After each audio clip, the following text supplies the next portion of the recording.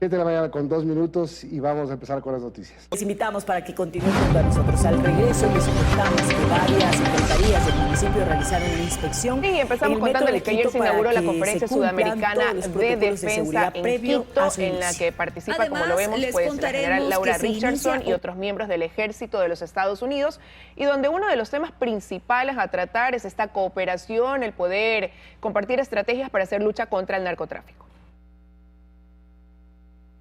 Así es, 11 países participan en esta conferencia que va a terminar el día de hoy. Hoy va a haber reuniones a puerta cerrada, van a sacar las definiciones.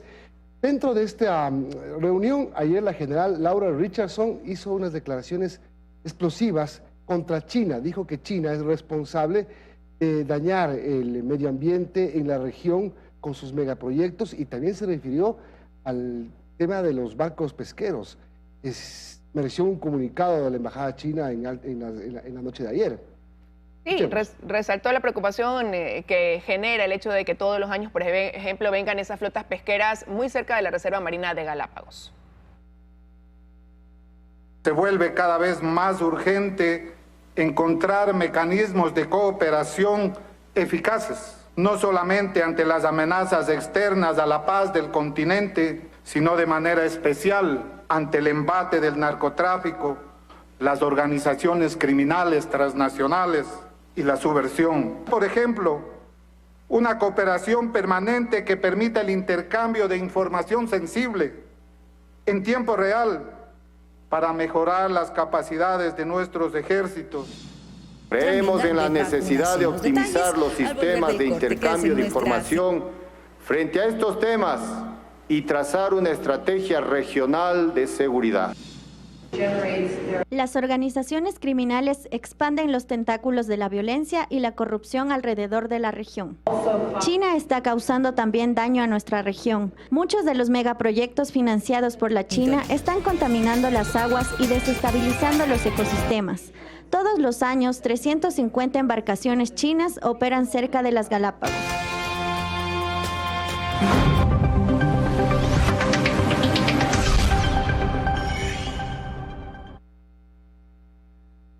Ayer se retomó el diálogo entre el gobierno y los indígenas, se abrieron 2 nuevas mesas.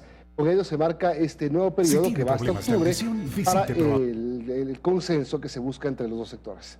Sí, arrancó una de las mesas, quizás para ellos más importante, me refiero a los movimientos indígenas, y también de mayor controversia, que tiene que ver con la mesa de seguridad y justicia. Esta de aquí es la mesa 7, como vemos, pues contó con la presencia también de algunos representantes del gobierno, entre ellos el ministro Francisco Jiménez. En esta zona. Vamos a continuar después solo de del 2022, algunos casos que están todavía siguen sumándose, ya creo que van por 408 casos, incluido Leonidas Issa. Creemos que es importante la participación de la Fiscalía. No hace ningún daño, sino todo lo contrario, ayuda a que ellos también tengan un delegado dentro de la mesa de seguridad para discutir con frontalidad y con transparencia los diferentes aspectos que tengan que ver con los hechos sucedidos durante la protesta. Entidades, estas actividades. Eso en cuanto a la mesa de seguridad, Milton, pero como decíamos, fueron 2 las mesas que se retomaron este miércoles o que se implementaron. La otra tiene que ver con el tema de derechos colectivos, donde por parte del gobierno, quien hará frente es la ministra de Educación, María Abraham. 4 ejes temáticos: educación intercultural bilingüe, justicia indígena, ahí está la gráfica, educación intercultural bilingüe, justicia indígena, consulta previa, libre e informada. Después de una pausa y volvemos enseguida con las noticias internacionales. Quédese en nuestra sintonía. Escuchemos lo que dijo la ministra de Educación. Una mesa que además, a diferencia de otros, ha planteado una duración aproximada de 12 días, dado que estos son temas tan diversos. Está planteando propuestas relacionadas a educación intercultural bilingüe, que se requiere mayor presupuesto para atender a la población indígena de todo el país. A esta hora de la mañana, por la situación, todo el tiempo están viniendo para... Porque ya viene Liz y Milton con los temas nacionales. Vamos a hablar de la consulta popular y las preguntas planteadas por el presidente Guillermo Lasso. Ahora nos toca analizar la pregunta número 3. La que tiene que ver con la autonomía de la Fiscalía General del Estado es lo que se propone en esa pregunta. 6 de la mañana con 50. Existir precedentes de la Corte Constitucional, esta pregunta hecha por el gobierno está bien fundamentada.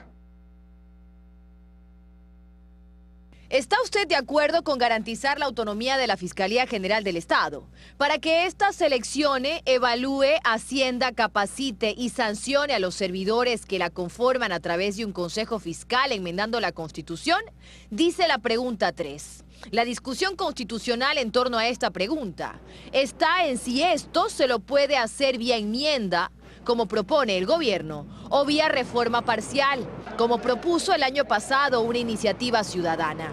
Y es que la Corte en su momento dio paso a este planteamiento vía reforma parcial y no vía enmienda.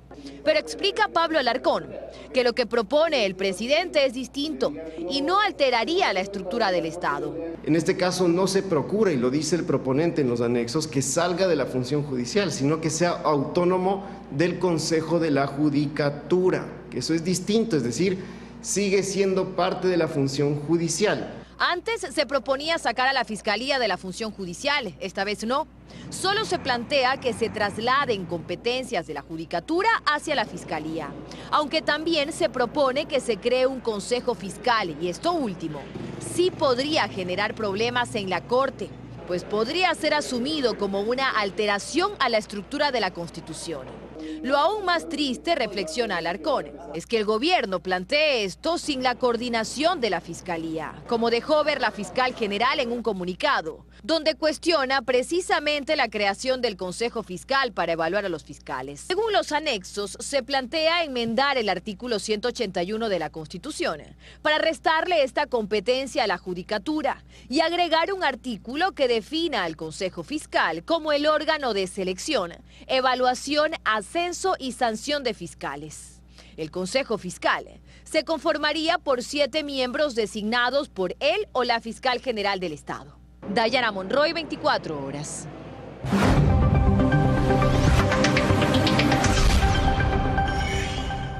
Interpol emitió difusión roja en 194 países para la localización y captura de Jorge El Mago Cherres, supuesto inversionista que ha estafado al Seguro Social de la Policía con más de 900 millones de dólares que no logran ser todavía recuperados. Así es, la Interpol acogió el pedido de difusión roja en contra de Cherres, intermediario financiero, que participó en este desfalco al Instituto de Seguridad Social de la Policía Nacional. La notificación de difusión roja no equivale a una orden de detención internacional, dice y aclara la Interpol. Ante esto hay una reacción del director del ISPOL. Las 3 empresas de Cherres radicadas en Panamá, existe la certificación de la Superintendencia de Mercado de Valores de ese país, que son empresas únicamente registradas, pero que no estaban autorizadas para operar. A esas 3 empresas de una misma persona, el ISPOL le entregó casi 700 millones de dólares. Posteriormente debería ser detenido y dependiendo de la jurisdicción en donde esto ocurra, se podrá iniciar un proceso bien sea de deportación o de expulsión.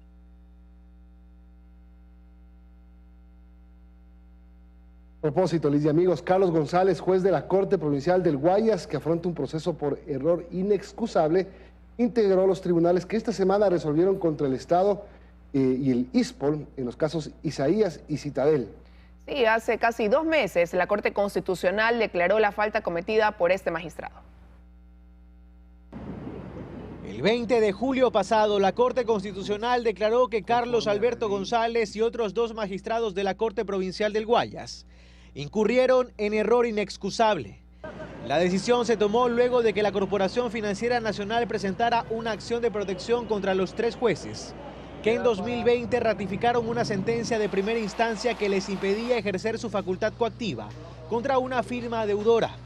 La Corte Constitucional determinó que los magistrados incurrieron en error inexcusable al conceder una medida de reparación que extingue una obligación contractual y notificó de esta decisión al Consejo de la Judicatura para que inicie el procedimiento correspondiente contra los magistrados. Sin embargo, casi 2 meses después de esta resolución de la Corte Constitucional, aún no se emiten sanciones, por lo que González y los otros magistrados continúan en plenas funciones. Apenas esta semana, Carlos González conformó los tribunales que resolvieron, en el caso Citadel vinculado a la trama ISPOL, ratificar el sobreseimiento concedido en primera instancia en favor de Oriana Rumbea y Javier Neira, exdirectivos del Decebale y de Citadel. Y además integró el tribunal que ratificó la sentencia que ordena al Estado ecuatoriano devolver los bienes que en 2008 les fueron incautados a los hermanos William y Roberto Isaías. Contactamos vía telefónica al magistrado, quien aseguró no estar autorizado a conceder entrevistas. Sin embargo, adelantó que ha presentado sus pruebas de descargo frente a este sumario. De parte del Consejo de la Judicatura aseguran que están al tanto del caso, pero que al no ser el único que está en trámite, las decisiones tienen que esperar. A la fecha, el Consejo de la Judicatura tiene por resolver más de 165 sumarios en todo el país.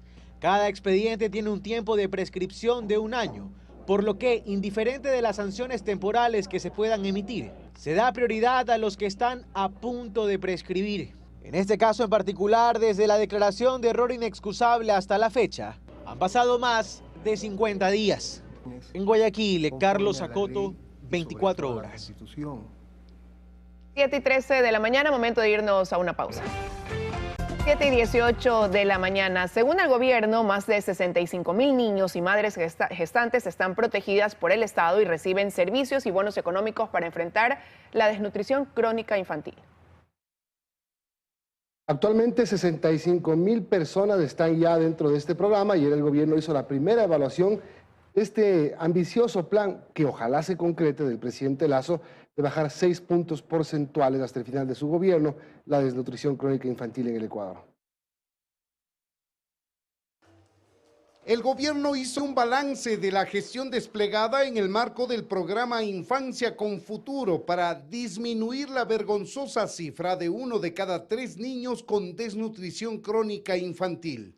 En su primera fase ha hecho una captación de 65,349 beneficiarios identificados a nivel nacional. Son varios ministerios y secretarías que trabajan de manera coordinada para identificar a los niños que ya padecen desnutrición crónica y aquellos que están en gestación y que por la condición de sus madres podrían engrosar estas cifras. Si bien el efecto visible es la baja talla, el efecto invisible es que estos niños al mismo tiempo no van a desarrollar su potencial neurológico. La solución de este problema es el acceso al agua potable, a vivienda de calidad, a servicios básicos, a alimentación de la madre. A estos esfuerzos se sumará la data que aportará el INE con el resultado de la encuesta nacional de desnutrición que presentará en noviembre. En el 2024 se cumpliría la meta, que en el objetivo y planificación está que lleguemos a 84,103 madres gestantes y niños. Esto terminará generando una inversión en valor del bono de $60 millones aproximadamente. La meta del gobierno es bajar 6 puntos porcentuales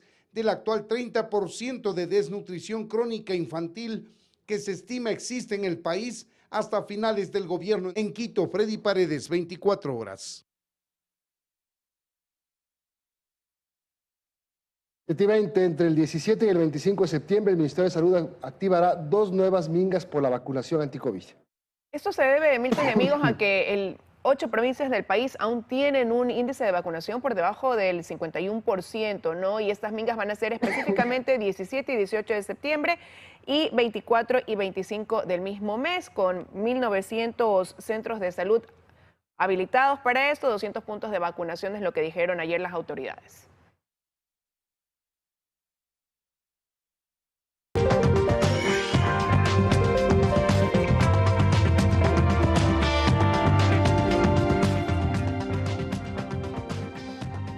Agenda de hoy, en poco, a las 8 de la mañana, es el segundo día de la Conferencia Sudamericana de Defensa, que va a ser en el hotel, en el Swiss Hotel, y va a estar ahí la jefa del Comando Sur de los Estados Unidos, Laura Richardson.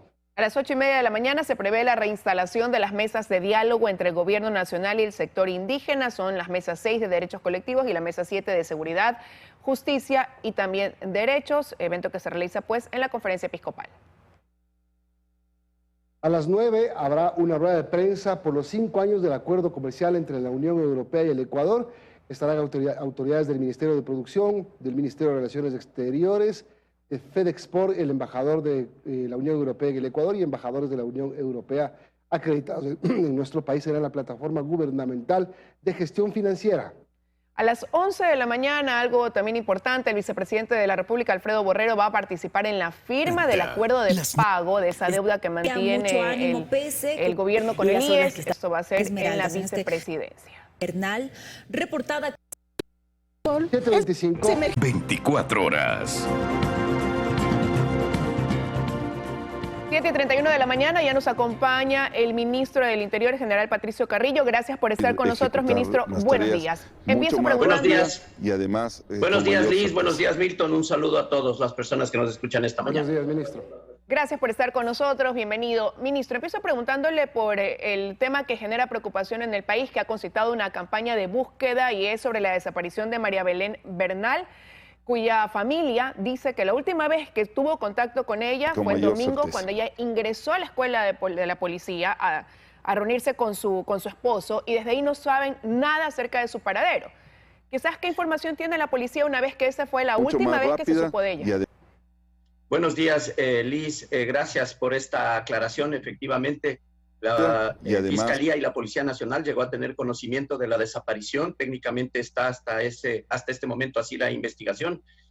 La doctora Bernal ha asistido el día domingo a una instalación policial en la Escuela Superior de Policía, donde laboraba su esposo, que tiene el rango de teniente de policía.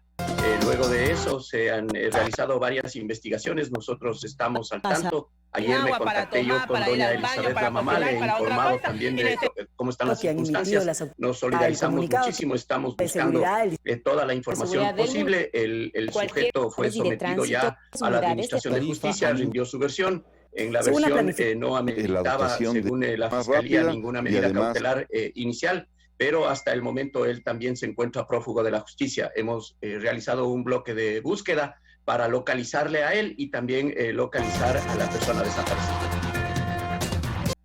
Perdón, entonces, ministro, eso quiere decir que le tuvo la justicia en sus manos, lo interrogó, pese a todo lo que se ha dicho, lo que su madre dice y toda la... No sé si es que hay alguna evidencia. Él está libre.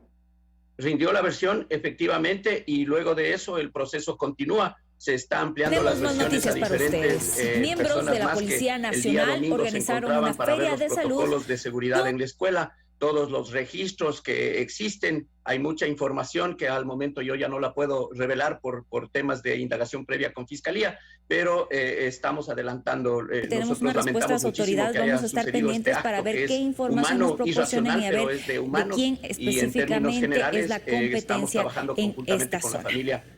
Para que en transparencia se vaya entregando toda la información disponible. Ministro, para quizás cerrar con ese tema, sí, quería preguntar solo si es que hay algún registro de que ella ingresó y salió de la escuela de policía, si a lo mejor salió acompañada con él. ¿Hay algún registro que determine eso? ¿Alguna prueba? Vamos a continuar. Hay registro de que la doctora María Belén Bernal ingresó a la Escuela Superior de Policía. No hay registro de su salida, hay registro de un vehículo conducido por el oficial de policía, su esposo, con vidrios polarizados, a cual no revisaron y no se percataron si tenemos salió más o no noticias salió. para ustedes. Toda miembros de la Policía Nacional. Toda esa trazabilidad ya están los agentes. Nosotros hemos dispuesto que toda la investigación se realice con transparencia. Aquí están involucrados no solamente articulados y dirigidos por Fiscalía, sino articulados con la Policía Científica, Medicina Legal, Criminalística, la mejor estructura de investigaciones de la policía para poder esclarecer el caso y ubicar a las dos personas que hasta el momento 6 de la mañana con 51 minutos, y a esta hora seguimos recorriendo justicia, y la otra en condición de desaparecida. Se está haciendo un rastreo de búsqueda dentro de la instalación de la Escuela de Policía 1 y 2. Las autoridades conozcan sus problemas.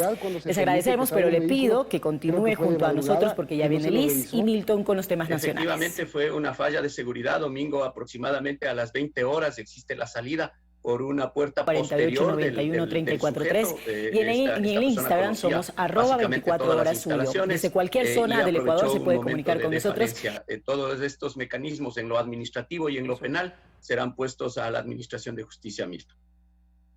Ministro, quiero ya pasar a otro tema. El gobierno tomó la decisión de renovar este estado de excepción en la zona 8 por 30 días más debido a lo que sigue ocurriendo en algunos sectores.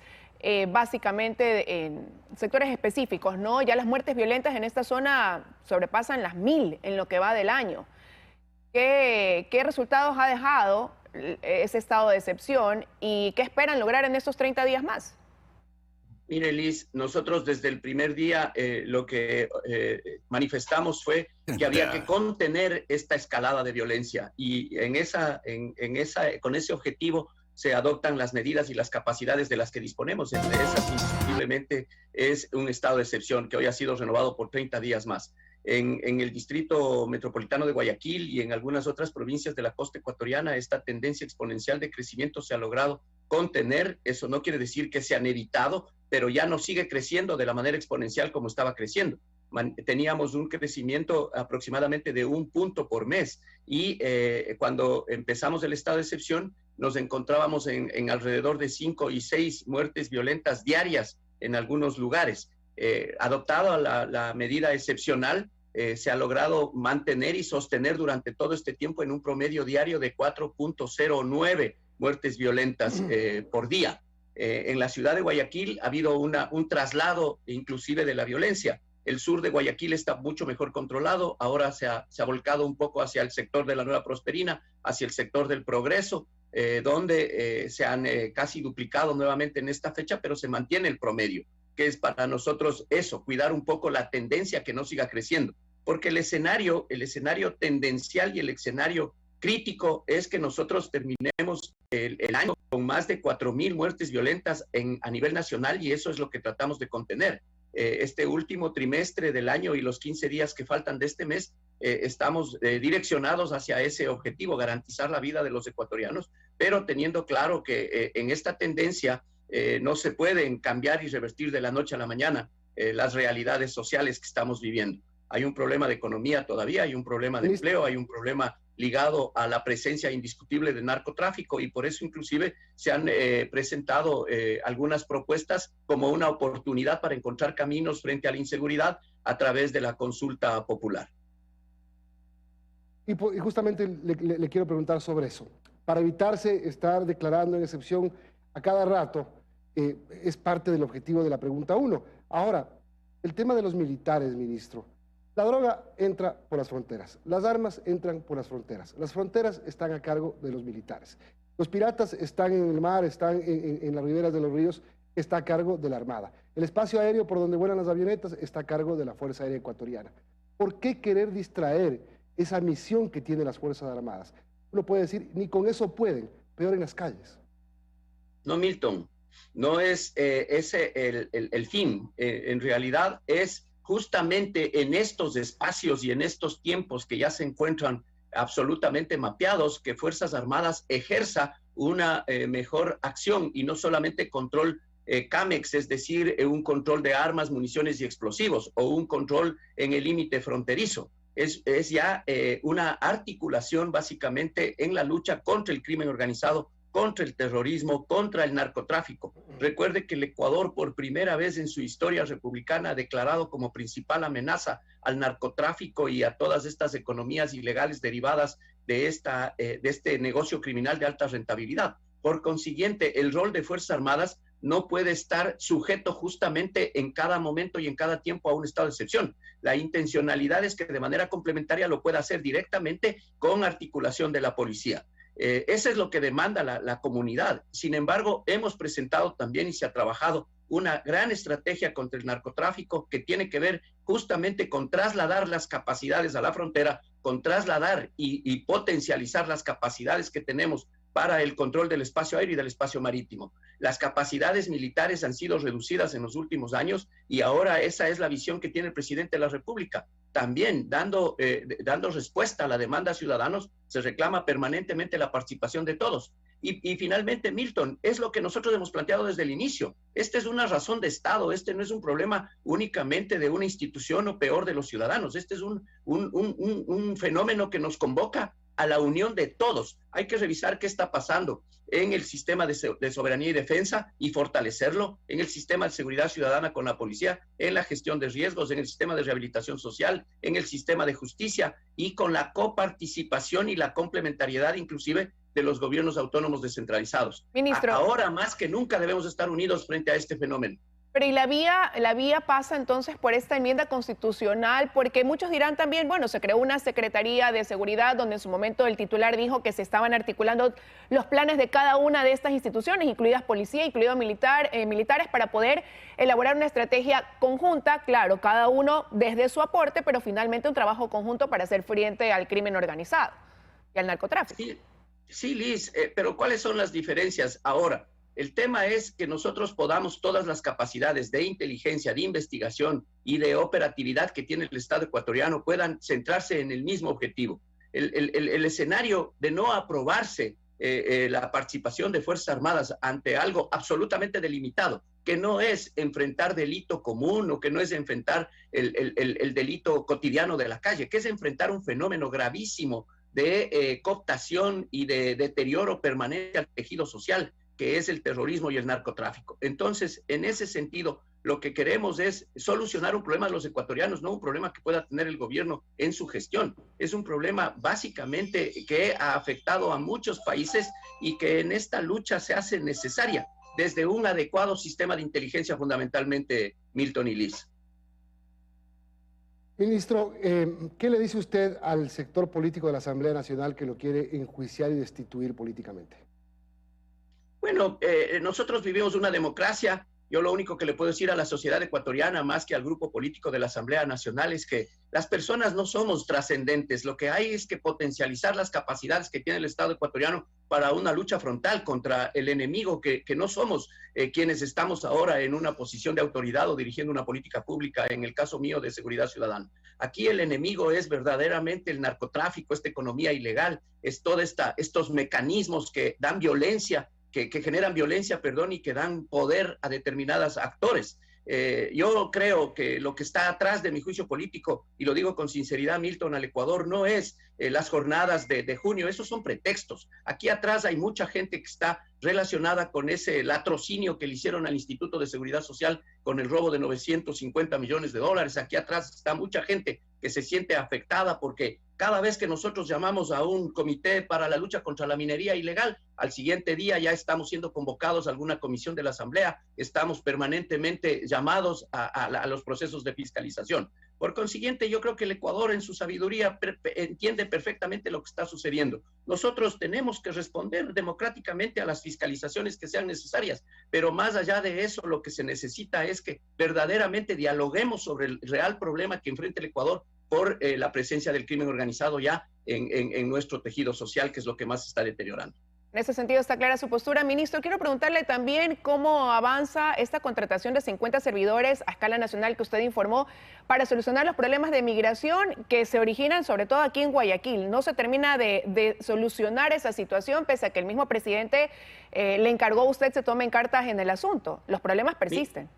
Mire, Liz, los problemas persisten en la mayoría de aeropuertos del mundo. Y los problemas pasan también por esta acumulación ahora de vuelos que estamos teniendo. Sin embargo, nosotros lo que monitoreamos es el tiempo que se demora una persona en cada uno de los mecanismos de registro. No todo pasa por migración, pasa también por los counters de las aerolíneas, pasa por el sistema y pasa también por una política de control de antidrogas, porque ahora se acumulan muchos vuelos y ahí se quiere también buscar una laxitud para que en esa laxitud puedan salir muchos elementos que están absolutamente prohibidos y que luego ponen en riesgo no solamente la seguridad en el aeropuerto y la seguridad del vuelo, sino ponen en riesgo la condición del Ecuador en cuanto al tema del narcotráfico. Por consiguiente, cuando se acumula mucha gente, nosotros lo que buscamos es que entre 20 y 25 minutos pueda la persona ya estar liberada de todo proceso. Y ese es un tiempo que en cualquier aeropuerto se maneja. El problema acá en el Ecuador es que se siguen acumulando en la parte exterior, en los counters también, los mecanismos, pero nosotros no podemos dejar esa laxitud. Parte pasa también por el sistema informático, parte pasa también, no es solamente la capacidad humana y la capacidad de gestión. Hemos incorporado más talento humano, hemos incorporado ya nosotros algunos mecanismos que nos permiten tener unos controles no invasivos a las maletas, al equipaje de los pasajeros también. Pero usted sabe que en puertos y aeropuertos no se puede correr ningún riesgo y por consiguiente el tiempo de espera cuando se acumulan vuelos, lo que tratamos es de que no sea mayor y no genere tanta complicación. La infraestructura tampoco nos ayuda cuando muchos vuelos se acumulan entre entrada y salida. Ministro, permítame volver a lo de antes y con eso yo finalizo. ¿Usted quiere decir que los desfalcadores del ISPOL están tras su cabeza?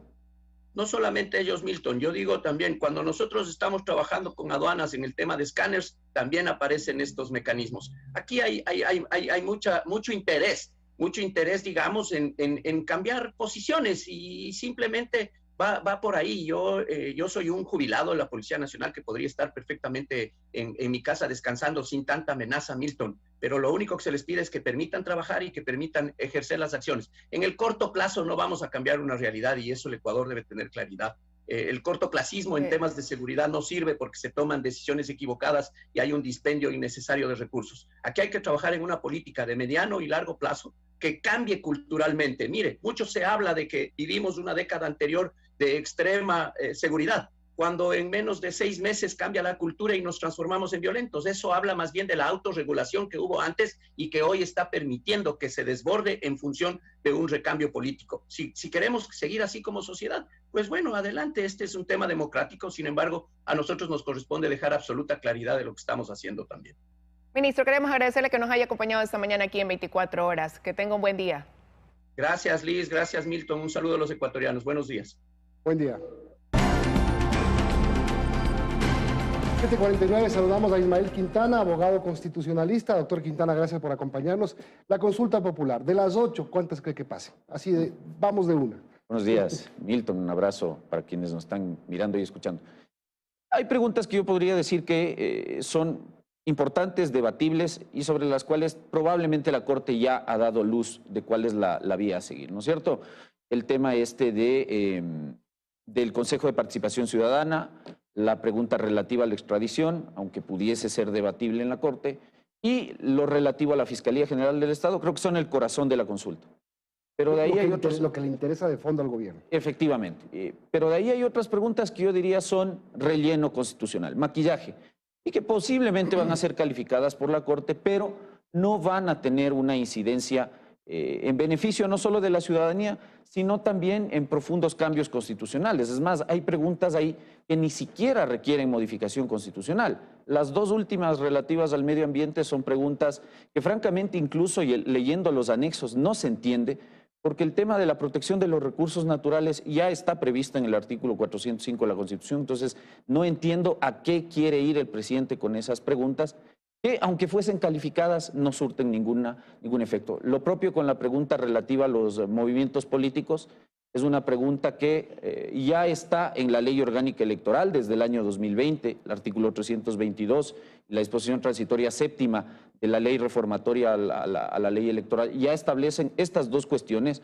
el tema de que para inscribir un movimiento político se requiere el 1.5% de los inscritos en el padrón electoral de la jurisdicción, eso está en la ley, y la auditoría que debía hacer el CNE a todo el sistema de registro de organizaciones políticas también ya está en la ley. De hecho, esa transitoria le daba un plazo de 120 días. Entonces, honestamente, creo yo que ahí se ha perdido bastante espacio, dejando de preguntar cosas que realmente pudiesen haber sido de mayor utilidad. Doctor Quintana, buenos días. Basándonos en lo que ya está incluido dentro de este texto de las 8 preguntas, el gobierno ha buscado en la enmienda que es la forma más leve, quizás de producir cambios, más leve consideración con una reforma parcial o con una asamblea constituyente, pero ante eso la Corte Constitucional puede responder de diversas maneras. Partiendo de lo que usted acaba de decir, de que no todas las preguntas a lo mejor encajan dentro del marco de la enmienda, ¿cuáles pudieran ser los escenarios en los que va a pronunciarse la Corte Constitucional quizás? Buenos días, Liz.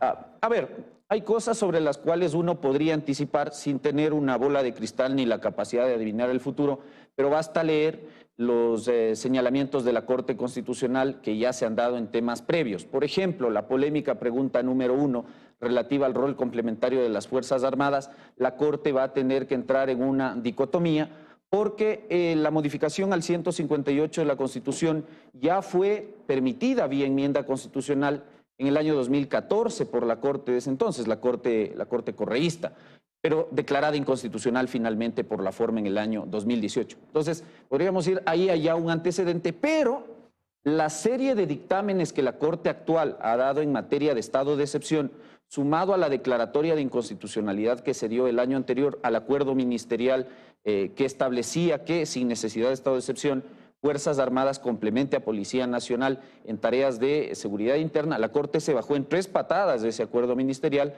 más los llamados de atención que le ha hecho, insisto, al presidente, diciéndole que la excepción es utilizar Fuerzas Armadas en materia de seguridad interna y en el marco del estado de excepción, y que para lo demás se requiere una política pública, nos podría hacer pensar que, por ejemplo, esa pregunta no va a ser calificada ni por la vía de la enmienda ni por la vía de la reforma parcial, porque la Corte podría entender que ahí hay una restricción o una amenaza de violación a derechos fundamentales sumado a los estándares internacionales. Dice que no la Corte, porque además hay jurisprudencias internacionales de la Corte IDH sobre temas de derechos humanos, que podría también afectar. ¿Cómo la cambia? ¿Cómo la reforma? Porque, digamos, el principio y la intención podría ser buena, por la seguridad, lo que sea. Sí, a ver, yo puedo entender que en el imaginario de la gente está el hecho de que si Fuerzas Armadas no están dedicadas a sus labores fundamentales, porque la gente cree que no estamos en guerra, entonces no es necesario Fuerzas Armadas. Yo creo que hay que comprender el rol que tiene Fuerzas Armadas, y lo ha dicho la Corte Constitucional reiteradamente. 3 tareas: soberanía, independencia política y también la integridad territorial. Lo que estamos teniendo ahora es un problema de permeabilidad por fronteras de asuntos de narcotráfico, paso de drogas, ¿no es cierto? Incluso un problema de trata de personas y otros temas. Si nosotros distraemos a Fuerzas Armadas de eso, ya realmente en una discusión de fondo, ¿qué va a pasar con las fronteras? Si es que Fuerzas Armadas van a tener que estar como una especie de segunda Policía Nacional. Entonces, la respuesta no es poner a Fuerzas Armadas fuera del campo de sus atribuciones constitucionales, sino realmente lo que la Corte le ha dicho: fortalezca la política pública de seguridad interna y entienda que el rol de Fuerzas Armadas es no solo complementario, sino que es excepcional y en el marco de un estado de excepción. Entonces, ¿qué puede hacer el presidente? No insistir en algo sobre lo que ya se sabe que la Corte tiene una posición, con la que podemos estar de acuerdo o no, pero finalmente es una posición que puede dar paso o no a esta pregunta. Pero quizás, aunque ya la Corte se ha pronunciado anteriormente en alguno de los temas, quizás los argumentos son los distintos, las situaciones han variado, y decían desde la asesoría jurídica de la presidencia que aparte en otros momentos la Corte se pronunció quizás en torno a una reforma, no una enmienda en estos temas, no en todos. No. A ver, por eso yo le decía, Liz, la Corte entra en una dicotomía y va a tener que decantarse en este dictamen por una de las 2 posiciones: o ratifica el precedente de 2014, que hay que ser muy honestos, ese precedente no ha sido dejado sin efecto y permitiría hacer lo que el presidente está planteando, que vía enmienda constitucional se le dé esta atribución de colaborar complementariamente a Fuerzas Armadas con Policía Nacional en estos temas. El problema es que ese es un precedente de la Corte anterior.